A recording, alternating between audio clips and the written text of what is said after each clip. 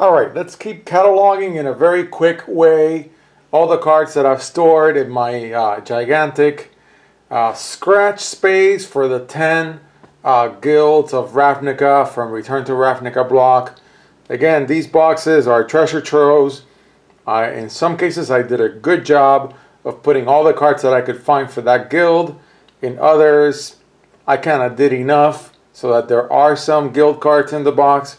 So let's crack Izzet. This is not one of the guilds that I played a lot of, so I expect this selection to be fairly incomplete before I even crack the box. And sure enough, yeah, I mean, only a few of the cards are sleeved, so I can tell that I put in a lot of commons and comments from all over the place, and only a few Izzet. So Izzet needs a lot of help. As a matter of fact, I even have some things in here that are not of the guild. I mean, such as these cards. Still gonna go through them just so that I know where I have misplaced cards. If I lay down all 10 fat packs and I start moving cards from one to the other, I can do that, but it's a lot easier right now for me to just film them and then collect my thoughts, use the singleton selection that I have on MTGO, in which I have pretty much anything that is not valuable, which is fine. I'm a casual player anyways. But here we actually do have Izzet cards. Okay, so this card seems pretty good. I've tried it. It's not that bad. 6 drops in standard constructed rarely do well. Did not get to play this card that much. Did play this card. Got flash. That's really nice. Another card that I really didn't use. The guild mages were a miss for me. Maybe this time around, maybe I will play them and I'll learn something. Maybe there was a missed opportunity.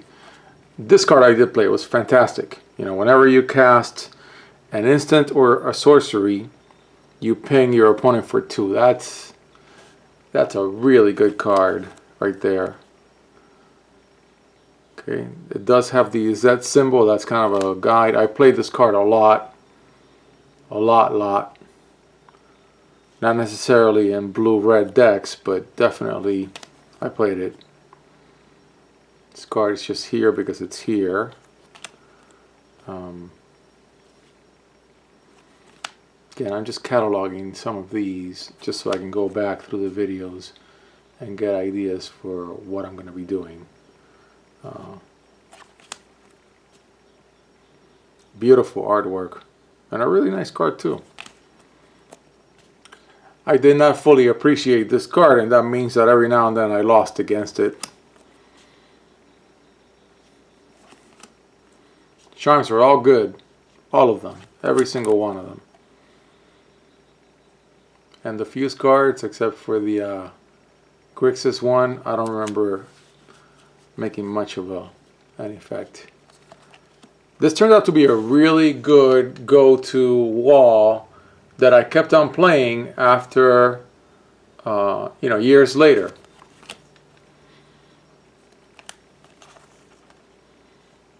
And I definitely played Aetherling. I think Aetherling is a modern, it's an updated version of Morphling, if I remember correctly.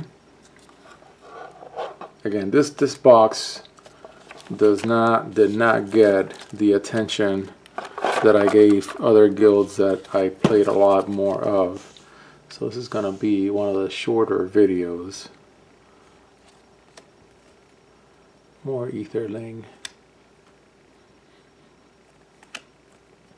More Hoover Barriers. More Key Runes. More of these dudes. Yeah, more of the charm. That's nice. That's very nice.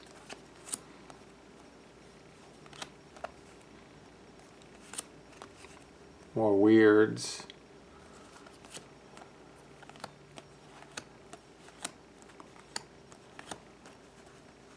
More guild mages, more teleportal. So again, this is a really good selection of all the cards that were strictly Izzet cards. So at least I have those here. Again, that was the minimal job that I was supposed to do in these boxes. Just minimally lay out all the cards from each guild. So even in the guilds that I have very few cards for,